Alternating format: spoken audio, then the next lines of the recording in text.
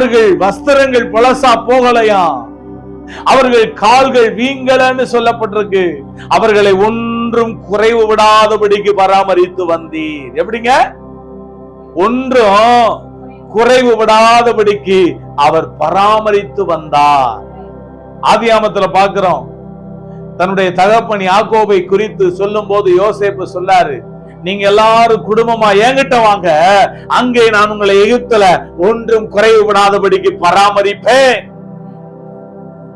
இந்த உலகத்துல ஒண்ணு புரிந்து கொள்ளுங்க, ஆண்டவராகிய இயேசு கிறிஸ்துவ நீங்க நம்பி நீங்கள் முழு இருதயத்தோடும் அவரை பின்பற்றி வாழுவீங்கன்னா கர்த்தர் உங்களை ஒன்றும் குறைவுபடாதபடிக்கு பராமரிப்பது மட்டுமல்ல, மரண பரியந்தம் உங்களை நடத்துவேன் என்று வாக்கு கொடுத்திருக்கிறார்.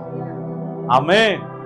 40 வருஷங்கள் தேவ தூதர்கள், வானத்துல இருக்கிற தேவ தூதர்கள் புசிக்கக்கூடிய மன்னாவினால கர்த்தர் தன்னுடைய ஜனங்களை போஷித்தார். குட்டியோனா இருந்த பிள்ளைகளுக்கு வஸ்திரம் பழசாகல.